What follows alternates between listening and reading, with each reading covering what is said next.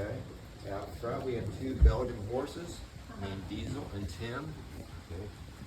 And behind him, the driver is Marcus. Okay. And he's walking. He and the horses are walking a 2.5 mile round trip. Now, as long as we have folks here, yesterday we were really busy, but if we have folks here, we'll make 4 runs today. Okay. If people show up. Okay, rainy days, sometimes we don't have very many people. Yeah. Okay, but they'll walk 10 miles in. Marcus is known as a hoagie. If those, and if those were mules, you might call him a mule skinner out there, or a mule driver. If it was oxen, you might call him an ox driver. Horses were typically used for passenger packets. That's what this is. This is a passenger boat called a packet. It's a replica, a large replica, 74 feet long, 14 feet wide, and weighs approximately 25 tons. Wow. Okay. But anyway, they're walking. We're all that walking out there right now, and in the rain. And there's 2 things wrong with what you see if you see those horses and that young man out there. 2 things wrong with it. Okay. Actually, 1, I should say, mainly 1. The animals during the canal era, when they used to operate a lot of canals all over the state of Ohio, they were in tandem, one line, one behind the other. Oh, That way, when 2 boats would meet, the animals could slide past each other easier. See, because if you had 6 animals, because they used up to 6, they'd be too wide, and then the other set of animals couldn't pass each other. Yeah. So they'd be in one line, okay? Now, Marcus actually fulfills one of the requirements that would be different if I had a grown man. See, the man that walked with him for a little bit and walked past you just a little bit ago. We usually use Bill. He's our regular hoagie, or driver of the animals. Well, they used to use young boys for that job, and he is a young boy. He's a high school student. I think he's going to be a junior, if I'm not mistaken. But Marcus, he's a junior, but they use kids as young as 12 years old for that job. And they would walk with the animals. They could ride the last animal. The last animal, not the first one, the last one. And a lot of times they carried a whip with them to make sure the animals kept around walking. All right? Yeah. Now, the Monticello 3, once again, a large replica of a passenger packet, is being steered by a young lady back there. It's also, I believe, a junior in high school this year. Okay, her name is Brianna. And she's back there with a tiller and a rudder down with the back. She's steering the boat. She's steering. All right. And she's known as a helms person or steers person. So she's back there steering what's going on. Okay. I'm your captain. Okay. My name is, I go by Ed or Edward. Okay. Last name Finley. And I'm going to try to take you back in time. Okay. One of the things I'd like to point out is if you look on this side of us, look out through there, and then you look on this side, way out through there, what you see a lot of brush and trees, right? Well, back in 1803, when it became a state, this ditch was not here. It wasn't here. It wasn't until 22 years later they started digging this ditch. Oh, wow. Okay, but it wasn't here. So what was here? Trees and brush. Yeah. Right down through here, the whole segment. Yeah. And here's the interesting part. Now, yesterday, I made a mistake when I told all these large crowds we had yesterday, because we had maybe 100 individuals on this boat yesterday in 4 trips. Okay, I made a mistake of saying this, that there's a current living historian that I knew about. I read a whole group of his books, and one of them's called The Pioneers. His name is David McCullough. Well, I didn't know, I had to have 2 passengers tell me, he died here in August. Oh, So it dear. wasn't a long time ago, but I didn't know. One of the best known historians, writes history books. Well, David McCullough, he died in August, and the book called The Pioneers tells about Ohio. What was it like back then? Now, I've read the book, of course, and in one place, he mentions the size of some trees. How big back then? Well, how about a black walnut tree, 41 feet in circumference? Jeez, okay. And an oak tree, 6 feet in diameter. Now, you can imagine, if we were given axes and said, we got to chop those trees down, how big of a task that'd be. Because they had trees that large back then down through this path that we might have to chop down. Then after you get it down, you wonder what's left. A stump. Right. How do you get the stump out of the ground? You know, they didn't have machines. Dig it out, Yeah. pull it out. Right, there's a big sycamore right there. Look at the base of it. It's actually split into 2 parts right Right. there. It's a big tree. Right, that's a sycamore. Okay, so anyway, you wonder how they get it out. I'm going to tell you one possible one. See, in the War of 1812, they had boys that were known as young boys powder monkeys. And on the ships in the Battle of Put in Bay, if you ever heard of it, on Lake Erie between the British and Americans, those boys would carry the black powder from where they kept the kegs of it in the ship to the men who fired the cannon, so they'd have powder. Well, who was the target when they were fighting that battle on Put in Bay? The British would shoot at the powder monkeys on purpose. That way the powder never get to the cannon. Yeah. Okay. So what did they do during, the canal era to dig these canals? Well, sometimes they use young boys and they carry the powder where that stump is. Well, the men would dig a hole as best they could underneath of the root system. Yeah. Pack it full of that black powder, put a fuse to it, blow it up to help loosen up the root system. Right. Then they had a special device they hooked up to the stump, and they used either oxen, horses, or mules, and attempted to pull that stump out of the ground. Okay, so that's one way they could have done it. Okay, that's one way they possibly did it. Okay, so you can see, and it was a difficult task. Sometimes they'd attempt to get a big stump out, and they still couldn't get it out because those things, they didn't have bulldozers. Right. They didn't have backhoes or anything like that, or any big equipment. Mm-hmm. So it was really difficult to get those stumps out of the ground. Right. Sometimes they just left the stump. If it was a big body of water, they just left the stump. Yeah. Didn't even try to get it out. Just say, get it. We don't need it. We got enough water here. We do what we have. Yeah. Okay. So now, if you can see that map from where you're sitting, that map up there on the wall up there towards the bow, those light-colored lines represent nearly 1,000 miles of ditches called canals. That's how much. We were one of the leading states in the nation building canals during the canal era. Yeah. Okay? And you wonder why we had so many ditches called canals. Number one reason, lack of roads and bridges led to the economy of Ohio suffering. An example, a barrel of flour in Cincinnati in the early 1800s would bring about $3. A barrel of flour, a big old barrel. If you get that same barrel of flour to where there's a lot of people and there's a bigger demand, an example, some big city like New York, Philadelphia, Boston, or Charleston, you could fetch $8 for that same barrel of flour. Wow. But you had to get it to where the demand was. And since there aren't hardly roads and bridges, how are you going to get it there? You can't.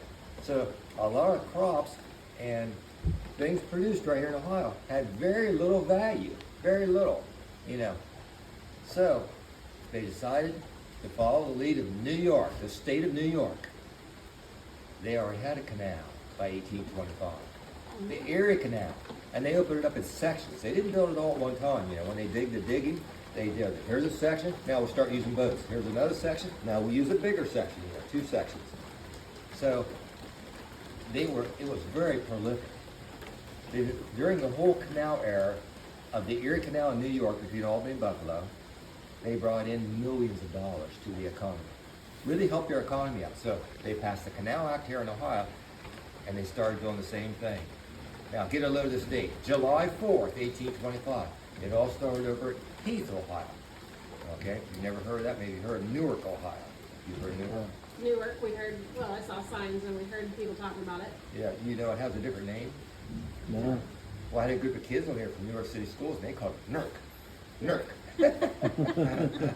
So some people call it over there, NERC. Rhymes with jerk, NERC. Okay. So anyway, they started digging away. The ditch had to be at least 40 feet wide at the surface, at the top, minimum.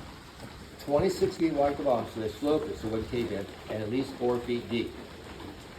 Now, there's 2 other features of the canal. You see, there are high points and hills, like the high point on this canal was Akron area. Akron, Ohio, Portage Summit, 395 feet above Lake Erie. Second highest point was Licking Summit, which is near Newark, Ohio. So you got all these hills. What do? You can't just drag a big boat like this right straight up a hill. Yeah. So what do? You build locks. And they were amazing, the amount of work. Huge stones on both sides, oak gates on each end, and then 2 layers of wood in the bottom. If there was sand and gravel in the bottom of it, they would put 2 layers going opposite directions. Mm-hmm. It took about 10 to 20 minutes to go through that lock, which measured usually 90 feet long by 15 feet wide. Now this boat is, I told you already, is 14.5 feet wide, so look how tight it'd be to get through it. Right. You only got 6 inches to spare. Now they also had another feature called aqueducts. Okay, we had one back here near Roscoe Village, between this boat and Roscoe Village. There's a river called the One Hunting River. They had to cross the river, so how they go across rivers? They put stone abutments up, and then a wood trough which holds water. It's supposed to hold water. Sometimes they put a roof over top of it, and you float right above the river in that trough full of water. Wow. Okay, so we have a footbridge here today. Same stone abutments are still there. Yeah. You would walk between here and Roscoe Village, you could see it. All right. So they put locks in, aqueduct bridges. 9 years after they started, the whole canal was done. From Lake Erie, up at Cleveland, to Portsmouth. Portsmouth. Here, help yourself. Portsmouth. 309 miles long, 146 locks, 14 aqueduct bridges. Now, here's what will happen. Sometimes the soil varied. You know, like you had clay, real hard clay to dig in. And sometimes they had sand and gravel. Well, clay, you know, somewhat holds the water pretty good. Yeah. But sand and gravel don't. It just goes down through it. They don't want to lose the water, you know, out of the canal Right. once they get it in. So what do? They haul some of that clay to where the sand and gravel is. But here's the problem. If you've ever shoveled clay, those Irish and German immigrants that were paid 30 cents a day and room and board, they thought, I got lumps. I can't have lumps up and down through here. Lumps. So what do? They found out there's one animal that works real good. They tried a whole bunch of animals. The best one, a flock of sheep. They run those sheep back and forth, over and over again to pack that clay down flat. Well, a lot of people, they don't believe me when I tell them that. They use sheep, you know, to pack that clay down flat. Makes Yeah. sense. Makes sense. Well, I'm going to give you a little bit of trivia. One day I was doing this, a retired highway worker stopped me. He said, Captain, do you realize when we build a highway, we use these big rollers with knobs on. You ever seen those big rollers with knobs? Sheep's foot. There you go. They Yeah. named those rollers sheep's foot roller. I wondered why that was. Yeah, sheep's, their feet is shaped in such a way that they pack the ground. In fact, those knobs are shaped like a sheep's foot Yeah. because they pack the ground. And I thought, well, that's really interesting. I didn't know that. So that guy told me, who was Yeah. a retired highway worker. Now, so 9 years after they started. Now, just so if you're curious about that, that has nothing to do with the canal, right there, that blue Slip and and white. slide? That's a slip and slide for the 5K Indian Run Road. Nice. This past June, the last weekend of June, we did the 5K Indian Mud Run. I didn't have anything to do with it, by the way. But a lot of people show up from all over the world, all over the country, you know, different countries and different states, and they run this race, and they had 100 obstacles. A lot of them are up on top of that hill. There's a hill over here. Yeah. It used to be a golf course, but they got a lot of obstacles up there. And it's similar to Ninja Warrior, if you ever seen it on TV. I'm familiar with mud runs. Yeah, well, this is the Indian Mud Run. Nice. So if you get on your smartphone, they decide to do it next year, you just look it up, Shopton Indian Mud Runs, and you'll see if they're doing it or not. Okay. Okay? Sorry, go ahead with your story. No, that's please. okay. You want to see another big tree? There's Wow, another big look at sycamore. that Look at the one. size of that sycamore right there. That is one big It's a big sycamore there. Yeah, one big sycamore. Now, a lot of people say, well, how'd they get all this water in the canal? Okay, look how wide this is. You ever hear of Buckeye Lake by any chance?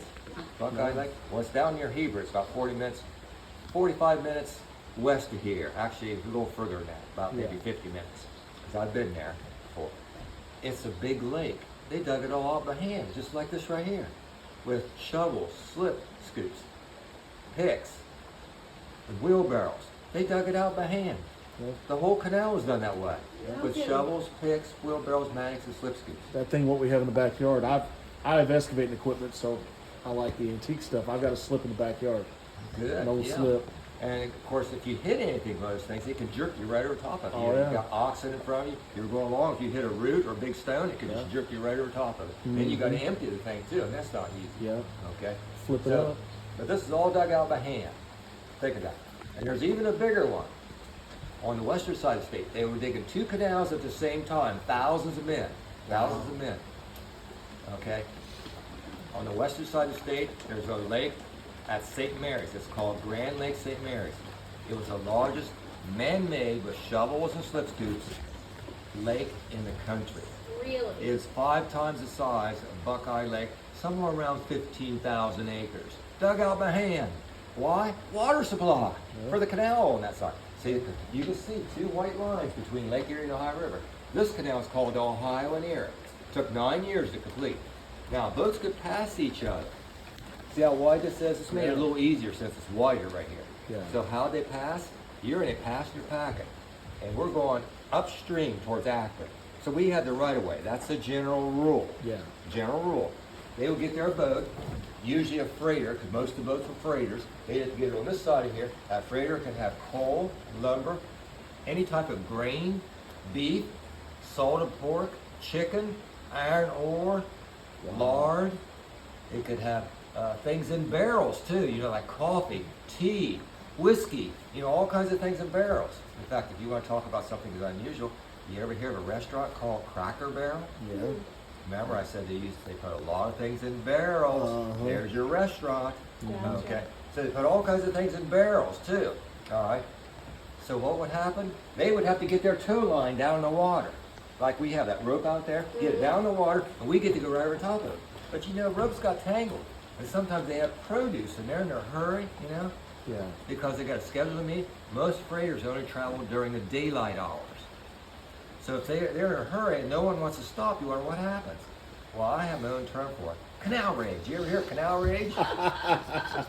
Right over there on that towpath, or at the locks of bridges, there'd be one big fight between two captains, No. two crews, yes. Aw. And sometimes their wives, ma'am. Sometimes their wives would be in on it too. And they'd be fighting to decide who gets to go first. Wow. It happened at the locks, it happened in bridges, and sometimes the main channel. Now what happened to all this? Why don't we have all these canals I pointed out on this map in operation today?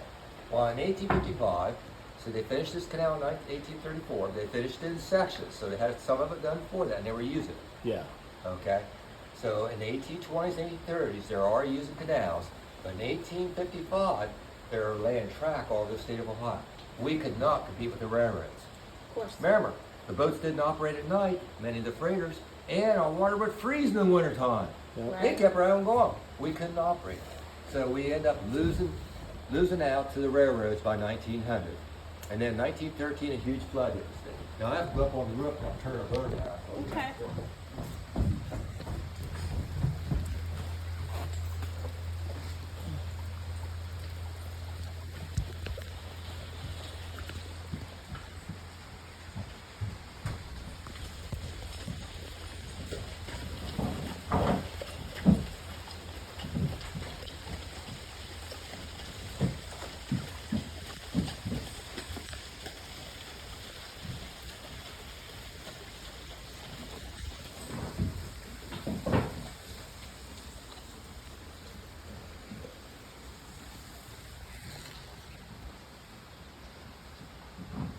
Pretty cool, huh?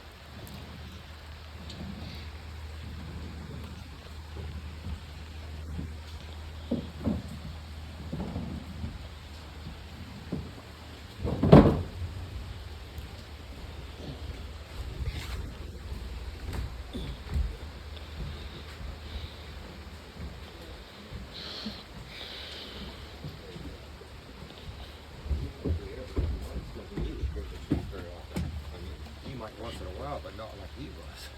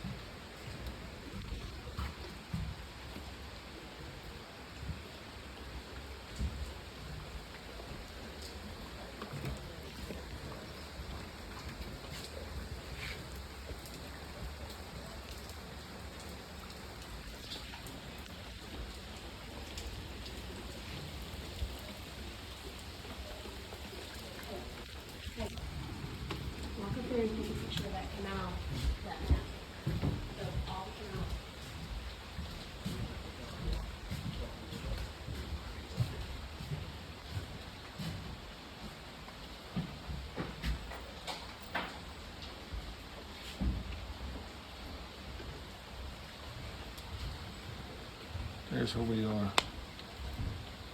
This canal goes all the way up.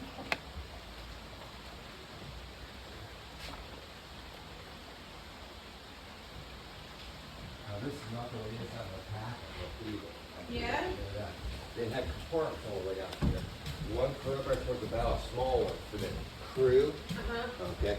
Then behind that, they had a small ladies' room. A small ladies' room that they could have a little privacy. Yeah. A real small one.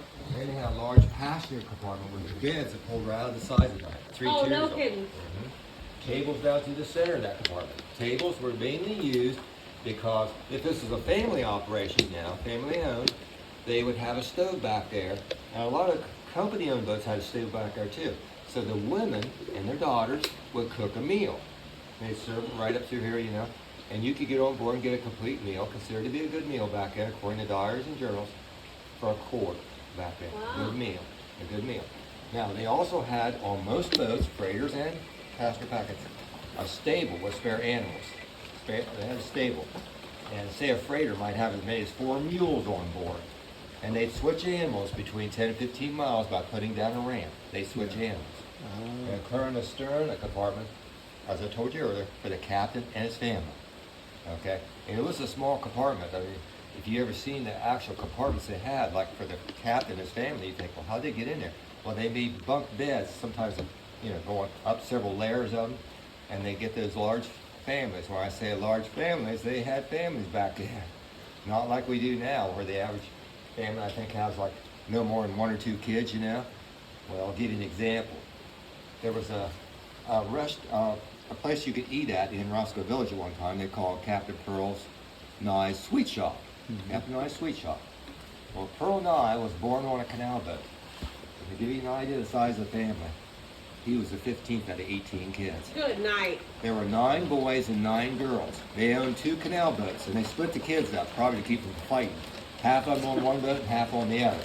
And the mom and dad would run the boat, you know. But there were 18 kids, 18. And what did he become famous for? Pearl Nye became famous because he wrote and collected canal songs, now listed in the Library of Congress. Oh, wow. Yeah, so that's what he became famous for. All right. Now, I'm going to let you move around, or if you have any questions, I'll attempt to answer, because I tried to hit a few different bases of what to tell you about the canals. Yeah. But I want to thank you for writing, you too, and writing what they called in the 1830s and 40s, they called canal boats. And they're advertisements, the smoothest ride known to man. I hope you agree, this is very smooth, Very smooth. That's very nice. peaceful. I like it. Yeah, Did so any of the canal boats have engines? engines? Like later on? Okay, there were steamboats, but they did not want the steamboats on the canals, because see, it would erode the canals, you know. Even though they put a layer of clay, like I said, on the canals to help hold the water in, you know, especially on the sides. Yeah. So if you stirred up the water too much, it would erode the canal. They even had speed limits on the canal boats, 4 miles per hour. That was enacted by the General Assembly in 1830. Gotcha. Yeah, so they didn't want steamboats on the canals. Yeah. You could put a steamboat in the river, you could put it on a lake, but they didn't want them on the canals. Okay, that's the reason, because it stirred up and you lose water out of the canal. It was bad enough you had muskrats that dig holes, you know, in Yeah. the canal, Yeah. lose water, and you had evaporation. When you open up the gates on both sides of both ends of a lock, you lose up to 100,000 gallons of water downstream. I know. So they had a continuous supply, and I didn't tell you this, but not only did they use big bodies of water they dug out for water, but they got water from rivers along the way. They dug feeder canals Sure. from all the rivers nearby, Yeah. and that would bring water, so they had a continuous supply of water. Right. So Now, that was, do they flood at all? Or it's oh just- yes, they had floods. That's the reason that the canal ever ended, was because of a flood. They did so much damage. The 1913 flood killed hundreds of people in the state. Hundreds, not just 100, hundreds of them. It killed them, and it destroyed parts of the canals all over the state of Ohio. Some of the locks were washed out, some of the bridges washed out, some of the banks were washed out. So when that flood hit, the state of Ohio said, you know, we're already losing money from the railroads, so we're done with it. We're not gonna See that- maintain anymore. Right. So the state gave up the canals. They had been running them most of that time, since they were built. Most of the time they had been running it. They gave up. They said, that's it. So does the state still own all the land that the canals take up? A lot of it's been claimed by different people. Like if it was land right near a farmer, he probably would claim it. And some people have even and it went through cities. And what is it now? You go through Akron or Dayton, Ohio, it's a street now. Filled it in. Really? So there's different places where it's been filled in. You know, the state didn't stop them. You know, they're not using it anyway. See, this is not controlled by the state here. Our park district, our local park district, Stockton Park District, controls this. They have several hundred acres, and I'm one of their workers. So is the young lady back there, and there's a contract for somebody that walks the horses. The horses are owned by the park too. Yeah. So it's a local park, is all it is. And Okay. the state gives us permission because, you know, they're not using it anyway. Yeah. So, and there's other canal boats in the state of Ohio besides ours, but the state has allowed it, you know, they're not, in fact, this section had to be restored, you know, in order to be able to put a boat in. I bet. They took Until a he bid. grew up. Right, yeah. But they restored it for one canal boat, was the worst part. They should have dug back this way further, like it used to be. And see, the dirt, see there's a big hill over, see the dirt has fallen down over the bank over years, and all this stuff has grown over top of it. It shouldn't be there. So when they dug the canal, not in the, because there were the trees for the ditch, but on 20 feet on both sides of it. So you see all these trees and brush, they wouldn't have been here back then. Right. Because they had to clear it. That had to be cleared. So that all this is growth since the canal area ended over here, Wow. because they didn't keep it up. Oh, boy. Shoes are so big.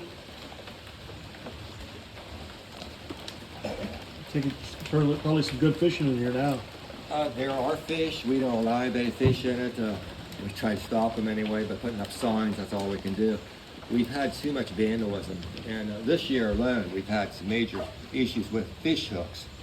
To give an example, this tow line that's between what's called the double tree, you know, behind the horses, and tied up on top of this boat, we pull it up by hand. Many of us don't wear gloves.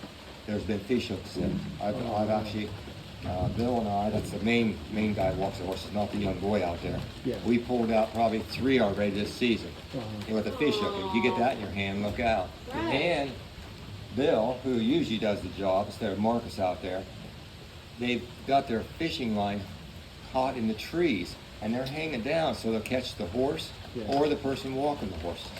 They don't care, you know, and they're not supposed to be doing that. They're supposed to be staying out of this whole area right here, fishing. And on the other end, where we turn it around, there's a platform there. I don't know if you noticed I've or seen not. that, yeah. Yes. Well, it's got picnic tables on it. They're chained together, but we've had somebody come back there, cut the chains, and throw them in the canal. We've had to get them out. So due to vandalism, plus there's one other factor. Horses will spook. I don't care what horse you get, any horse can spook. Mysteriously, something, just any little thing might set them off, and they go out of control. Yeah. So people won't stay out of our way. They'll get in our way, you know. In fact, you're not even supposed to put canoes in this water here. We don't allow that either unless you're given permission by the park manager. And one time we had a canoe, it was going down through here. No, it was a little fishing boat. And here's a 25-ton boat, and we're coming on them. You know what we could have done to them or run over them. Right. And so we try to keep people out of here. You know, we Right. put signs up, but it doesn't always work. Yeah. Right. And so this only goes to where we turned around. Can you? It when goes the a little bit kayaks further. go- If you looked out there, you could see the end of it.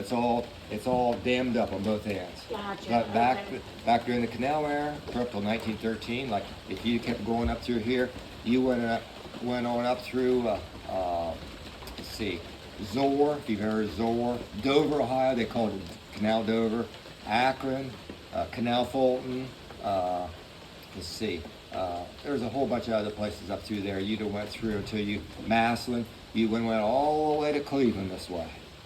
There were a whole bunch of different places. It's all, you can't do it now?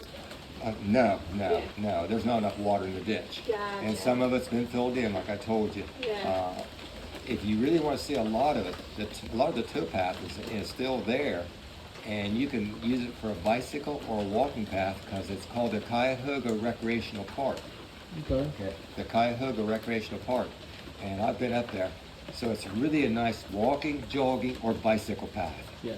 So they maintain it in that park, which is a large amount of the distance between Cleveland and almost down to Dover. Not all the way, but you know, so you can go on a bicycle or walk or jog or whatever. So Right. it's really neat to be in that big park up there, Yeah. the northern park. The most important part is between Akron and Cleveland of that towpath. That's what this is called up here, towpath. But it's maintained. Yeah. It's maintained. So, yeah. See how big that tree is? Yeah, it's huge. It's an interesting setup. It is. It really is. I was telling her that down in St. Louis, where we're from, they had boats like this, but they all had steam engines on them years ago. And you see pictures in the library and stuff, but it just don't seem real that it could be like that. But it's different. It's definitely different than it is now.